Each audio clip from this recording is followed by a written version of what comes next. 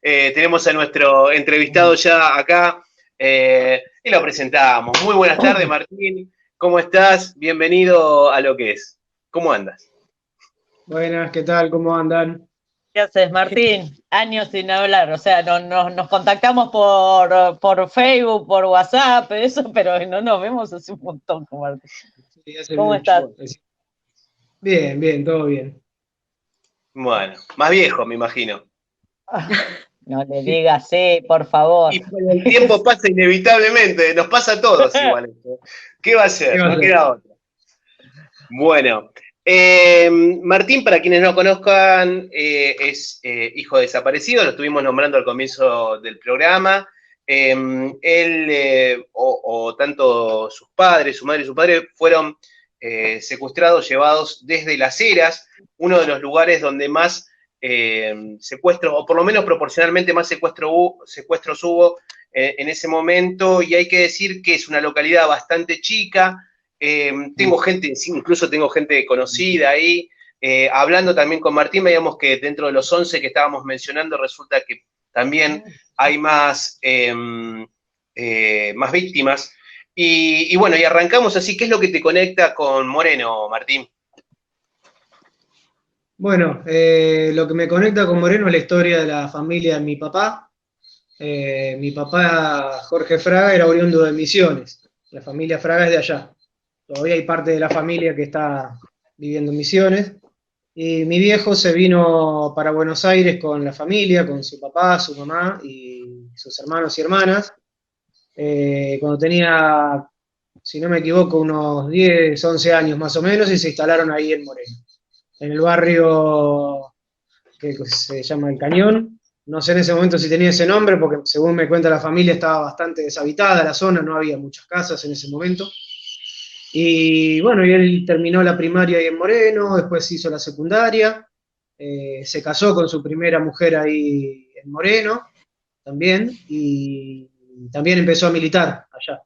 Y el resto de la familia, bueno, quedó viviendo en Moreno hasta la actualidad. ¿Cuándo se conoció con tu mamá, Martín? Mira, ese dato exacto no te puedo decir exacto el año, o ni siquiera el mes tampoco. Yo calculo, más o menos por lo que me han contado, que puede haberla conocido eh, entre fines del 76, principios del 77, calculo yo. Sí, Y después, al poco creo que tiempo, la debe haber naciste conocido. vos. ¿Cómo? Y al poco tiempo naciste vos. O sea, al poco tiempo que se conocieron. Calculo que a mi vieja la conoció en alguna actividad o en alguna peña en Merlo, no en Moreno, porque mi viejo también militaba en Merlo ya. Para esa época, 76, 77 andaba por Merlo, por el Parque San Martín, así que es muy probable que se hayan conocido ahí. Bueno. Y después ellos, porque tus papás no desaparecieron. La que secuestran en Las Heras es a tu mamá, pero de tu papá lo secuestran antes. No, en realidad los secuestran los dos ahí. Los secuestran los dos. A los dos se los llevan de Las Heras. Sí. Eso era una información vieja, pero bueno, con el tiempo se fue descubriendo que no, que en realidad estaban los dos en General Las Heras y los llevan a los dos de ahí el mismo día. Pero de tu papá sí tenés... De tu papá... Ay, perdón, me entró justo una llamada. De tu papá sí pudiste rastrear dónde estuvo detenido. Mi papá sí está confirmado que estuvo en la comisaría primera de Moreno, y también hay una versión que indicaría que pasó por Campo de Mayo como destino final. Es casi, no está del todo confirmado, pero es casi seguro que sí, que fue visto en Campo de Mayo también. ¿Y de tu mamá? De mi mamá no se sabe nada. La gente que identifica a mi papá en Moreno no sabe nada de mi mamá, no la vio, no la escuchó. Y en Campo de Mayo hasta ahora tampoco ha surgido nada sobre mi mamá, así que un misterio, no sabemos dónde fue. No sabemos si llegó viva a algún lado, si la mataron enseguida, no sabemos. Y tu mamá está embarazada cuando se la lleva. Hay una versión, sí, que dice que estaría embarazada de poquito tiempo cuando la secuestran, sí. Así que estás buscando, porque algo que no dijo Víctor en la presentación es dónde estás trabajando hace muchos años. Y ya estoy hace casi 14 años trabajando en la CONADI, en la Comisión Nacional por el Derecho a la Identidad. ¿Y ahí qué hacen? No estoy buscando un hermano nomás, estoy buscando dos. Por eso quería que introduzcas qué hace la CONADI y cómo llegás a buscar a tu otro hermano, que vos te enteraste ahí trabajando. Claro, el tema fue así. Yo en la CONADI estoy hace 14 años. Más o menos hará, bueno, la CONADI, cuento para la gente por ahí que no sabe lo que es la Comisión Nacional por el Derecho a la Identidad, y nos dedicamos básicamente a la búsqueda de los nietos apropiados. Los nietos digo porque lo veo desde la perspectiva de las abuelas, ¿no? Los hijos de los desaparecidos apropiados durante la dictadura. O sea, hacemos el mismo trabajo que empezó haciendo las abuelas en los 80 y 90, pero desde el Estado, ¿sí? Se viene haciendo ya hace mucho desde acá. Y trabajando ahí hace, yo calculo, o sea, hará unos 5 años, 5 o 6 años, me vengo a enterar que mi viejo había tenido una pareja entre medio de su primer mujer y mi mamá, había tenido otra pareja estable en el medio que estaba desaparecida.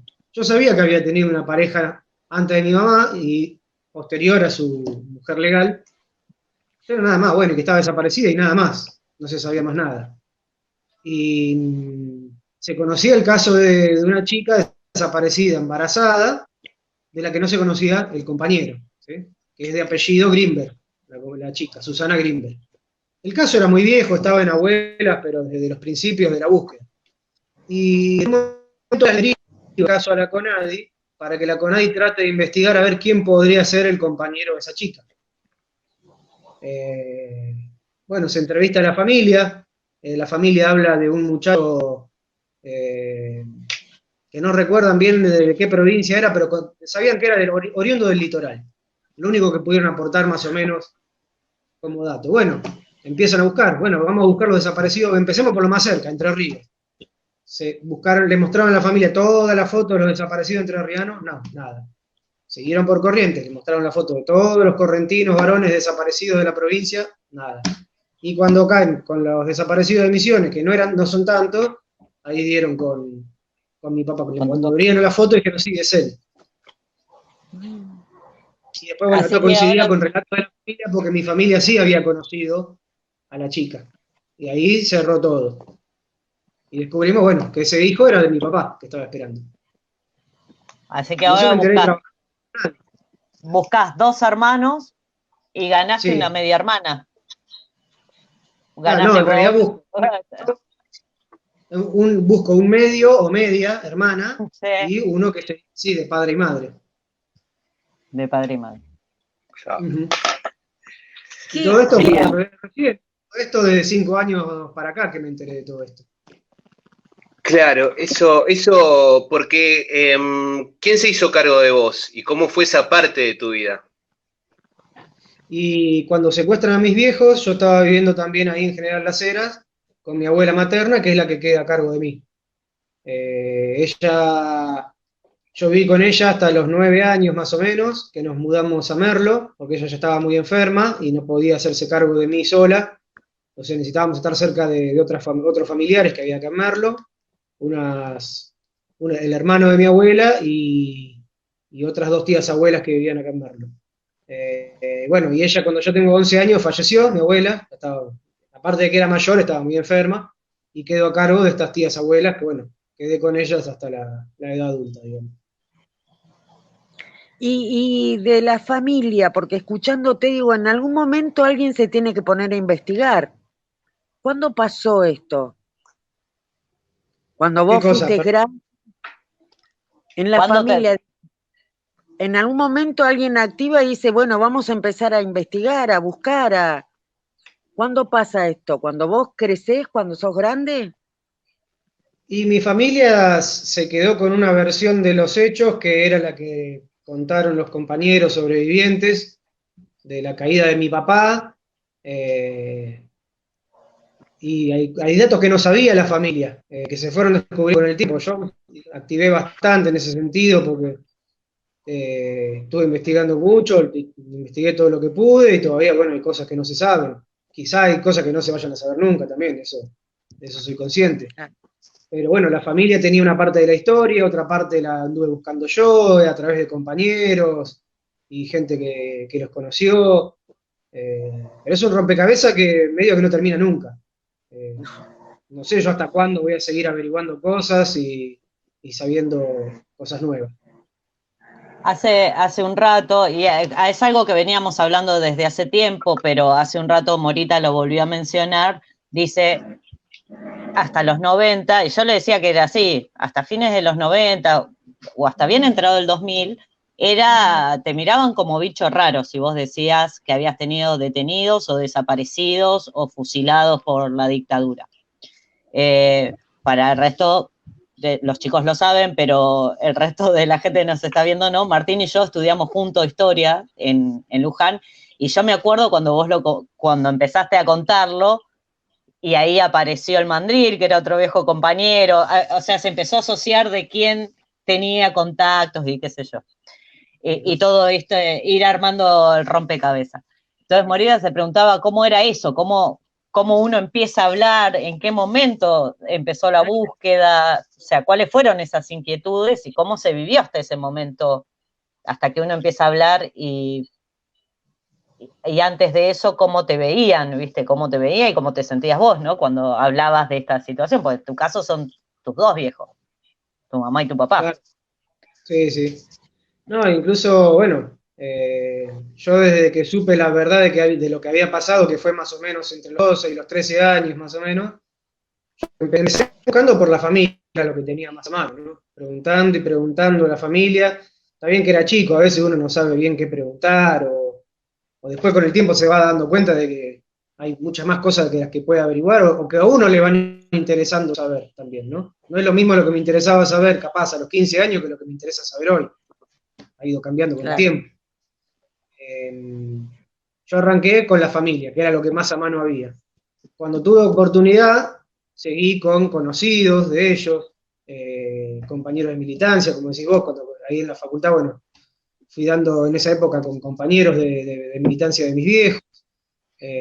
Algunos los tenía cerca, bastante a mano, digamos que, bueno, de casualidad no me los había cruzado antes, otros no, otros estaban bastante lejos. Así que bueno, así fue de a poquito. Una persona me iba llevando a la otra, un dato te va llevando al otro. A veces llegás a caminos sin salida, porque a veces incluso no por mala fe, sino por el paso del tiempo y por rumores que fueron corriendo. A veces alguna información no era correcta y uno seguía un hilo que por ahí no llevaba a ningún lado, y después tenés que, bueno, retomar la búsqueda por el camino inicial. Pero bueno, esas son cosas que en todo tipo de búsqueda van pasando, ¿no? En todo tipo de investigación. Me imagino Sí. esa energía que uno pone ante esas pistas, ¿no? Esas emociones, todo lo que está en juego. ¿Cómo se vive? O como decía hoy, ¿cómo lo llevas a esto? Yo creo que lo llevo bastante bien porque esto es parte de mi vida, es mi vida desde el minuto cero, o sea, para mí es normal, digamos, esta vida y toda esta historia. Aunque yo sé que no es normal, no es lo que ha vivido el común de la gente, ¿no? Pero para mí es normal, no sé, no lo veo, no es algo que me pese, obviamente, sí, no es algo lindo todo lo que pasó mi familia y lo que pasé sobre todo desde chico, pero nada, es mi historia y la llevo adelante. No veo otra forma de Si sentís una de las cosas. sentís que la sociedad en estos años ha mejorado o ha cambiado, ¿viste? Porque a veces nosotros nos enojamos por el negacionismo que hay con respecto a esto, pero ¿sentís que la sociedad avanzó en este sentido? Sí, yo creo que sí. Por ejemplo, desde los 90 o fines de los 80, 90 hasta ahora, yo creo que sí. Sí, sí. Muy despacio, con trabas en el medio, no es un camino recto esto, ¿no? Pero sí, yo creo que de a poquito ha ido cambiando. Y sí, siempre uno va a encontrar en el camino gente que tira para atrás, intentos desde diferentes sectores del Estado que que no apoyan o que buscan meter sus propias versiones de la historia deformadas, de negacionismo, bueno, hay de todo, uno se va encontrando de todo, pero en general, así hablando a nivel general de la sociedad, sí, que ha habido un cambio importante. Por ejemplo, en las escuelas, cuando yo iba al primario y al secundario, este tema era prácticamente No se habla. ignorado. Incluso yo recuerdo tener una profesora de historia en algún año de la secundaria que nos hablaba de este tema y nos pasaba videos, pero estábamos bajo palabra de no decir nada porque no se tenía que enterar el resto de la escuela, de que ella hacía eso. No podíamos contarle a nadie que ella nos pasaba videos sobre la dictadura, porque sabía que la podían llegar a echar de la escuela. Y una escuela pública estoy hablando, no estoy hablando de un privado. En ese sentido sí hubo una ampliación de... En mi caso, que soy más grande, cuando preguntábamos, las profesores de historia nos decían que no era historia porque era muy reciente, que no podían hablar porque eran hechos muy recientes, entonces no se hablaba. Y no nos hablaban absolutamente nada. Y ya era después del 83, o sea, ya estábamos en democracia, y no lo hablaban porque decían que eran hechos muy recientes que no entraban en la historia, y nada más.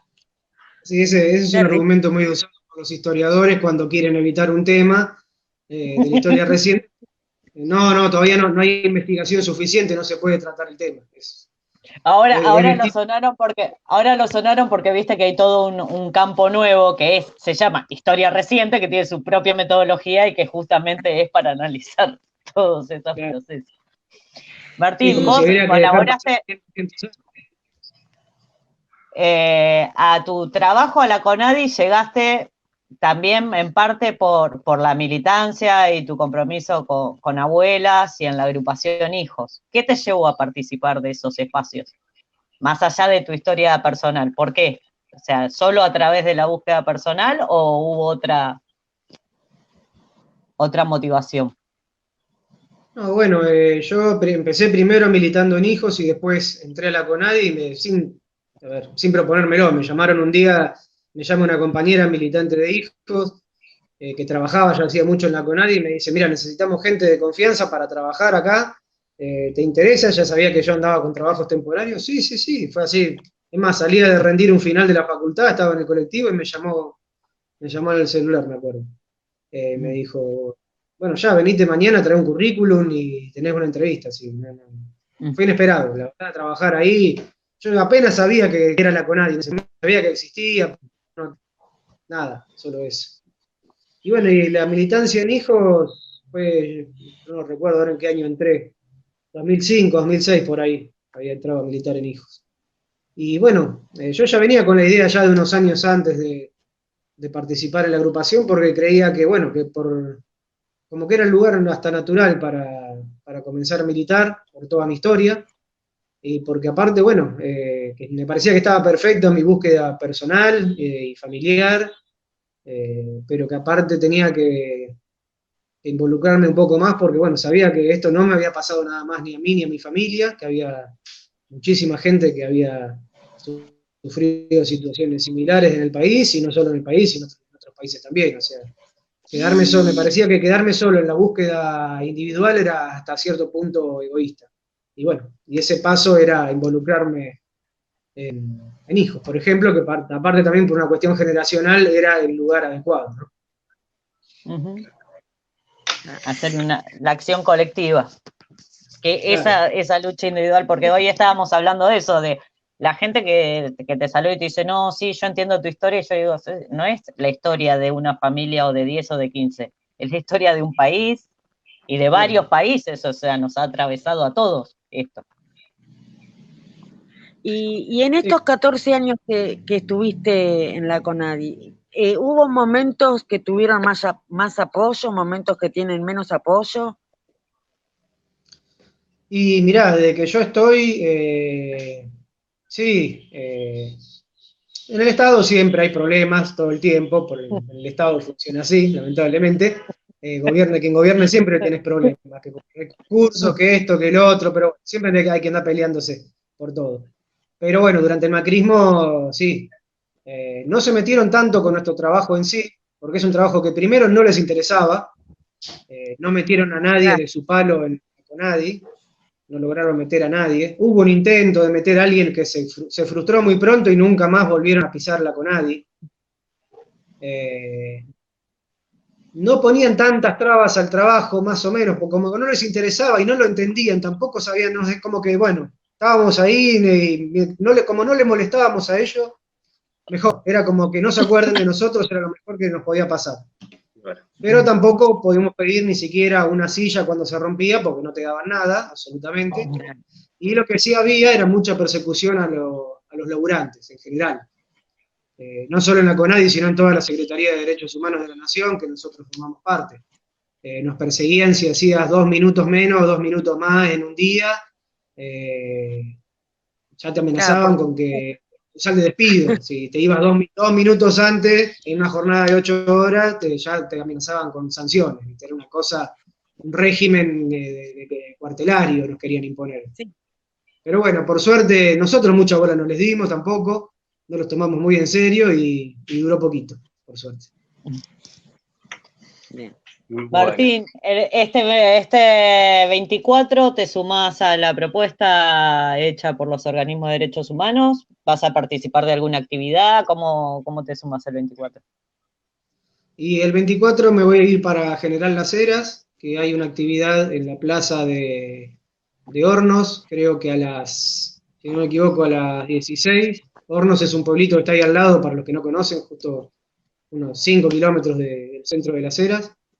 Hay una actividad ahí y después el acto central de Las Heras que se va a hacer en la Plaza de la Madre, que está frente a la estación de General Las Heras a las 6 de la tarde.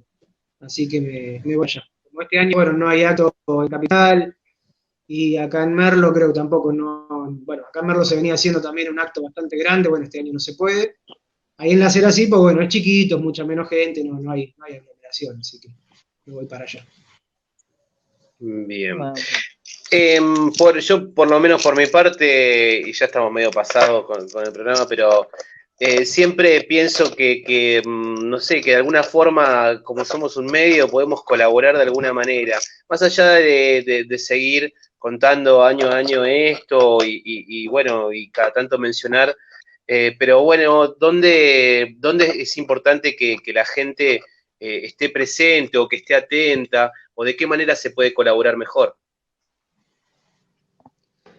Bueno, por ejemplo, con la búsqueda de los nietos, si alguien sabe de alguna historia de alguien que podría ser apropiado, o conoce a alguien que duda de su identidad y no sabe qué hacer, porque muchas veces la gente no sabe a dónde recurrir, la mayoría de las veces. Lo principal es que se traten de poner en contacto con abuelas de Plaza de Mayo o con la CONADI, ya sea a través de internet o por teléfono. En las páginas están colgadas en internet, las redes sociales. Es fácil contactarse, no es necesario ni siquiera llamar por teléfono. Así que si uno tiene un dato, aunque sea mínimo, de alguien, de una persona, un rumor que escuchó sobre un vecino conocido, se puede poner en contacto, o si alguien mismo que tenga duda de su identidad, la única vía que hay para resolver el tema es a través de estos canales. No hay otros organismos ni oficiales ni privados que puedan ocuparse de esta temática y ayudar en este sentido. Muy bien. Bueno, muchísimas gracias. Te mandamos un abrazo grande. Y espero que volvamos a conversar. Bueno, gente, muchas gracias. Les mando un abrazo ahí a los tres. Abrazo enorme. Nos vemos. Abrazo grande, Tim.